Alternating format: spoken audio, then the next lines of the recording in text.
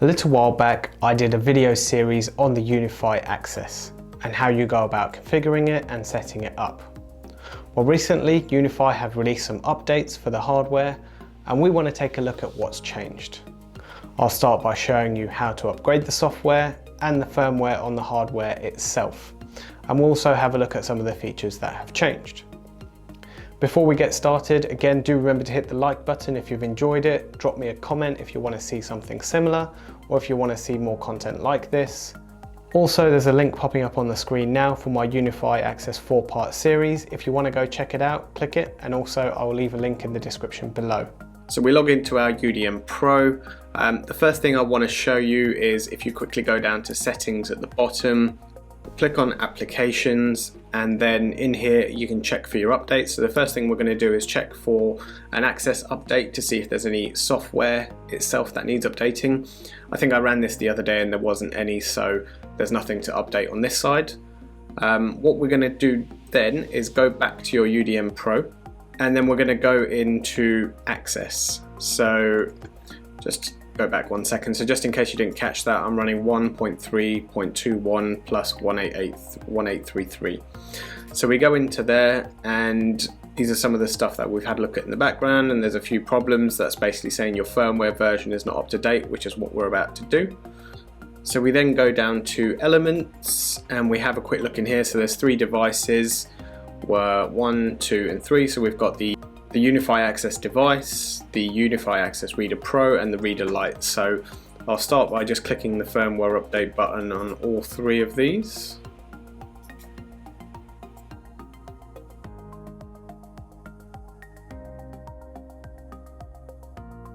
Let's just give the page a quick refresh just to make sure we are up to date.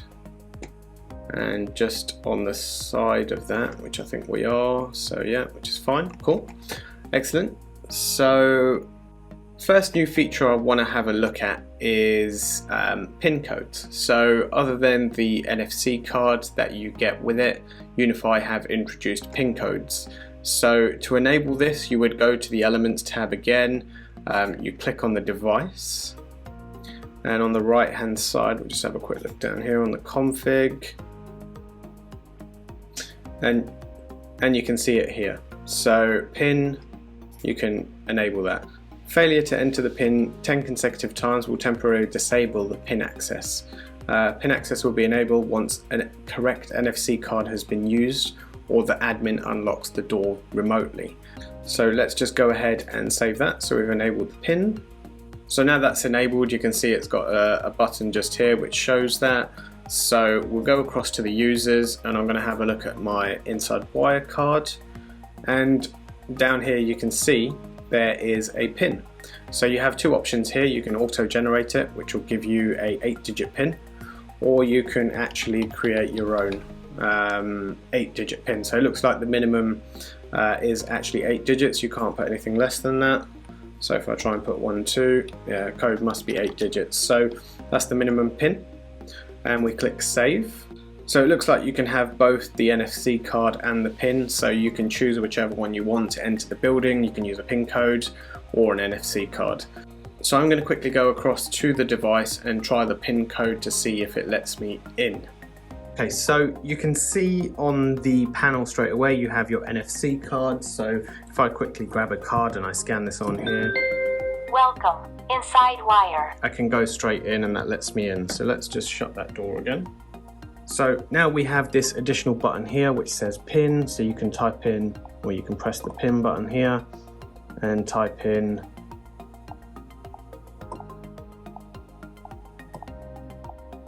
the pin. welcome inside wire, And that's the pin I entered, and you can see this door opens just here, so we'll lock that back up again. And there we go. So that allows you to access in here via a card or a pin, which I think is a new handy device. One more feature I want to quickly test is how this would work for a visitor. So whether you have to give a visitor a card or they can just get in via a pin. So let's take a look back on here. Let's go to visitors, and we have no visitors. So I have Joe Blogs coming to visit. They're coming to, I want them to have access to all doors. Reason they're coming is because they are doing something for the business. We click next. We can allow a one-time visit, so that's fine. And yeah, so this is quite cool. So you can either add a card or generate a pin. So again, we'll go with 2, 3, 4, 5, 6, 7. So we go with 8 zeros. So yeah, this saves assigning a card. You have whether it's a business person or a contractor coming in, you can just assign them a pin and say when you come to the door, type in this pin, and away they go. So let's quickly go and test that one out. Okay, so we're back to my device again. So I've just turned up. I'm here to do some work, so we can go to pin.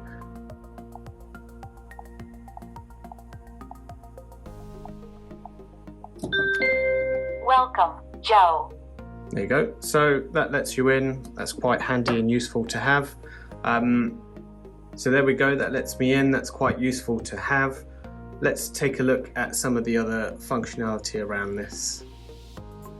So just for completeness, if you ever wanted to edit the user's PIN or they've forgotten their PIN, you can click on here, click on the user's name. This will be both the same for users and visitors. You would go down to edit and you can see here what the PIN is. There's no way to view it again, so you would either auto generate a new one or type in a new PIN, whichever you want, and then click save.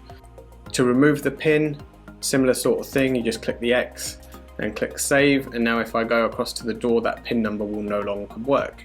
With the schedule that's set up here, this one would already automatically expire, but if you have an employee that leaves the company or whatever it may be, you would go in here and remove the PIN.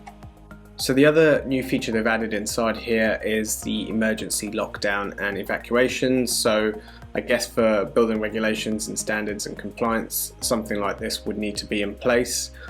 This is a really simple thing here. You go into the settings of the whole system, and there's two buttons here really. One is emergency lockdown, which once this one is activated, all doors will be locked.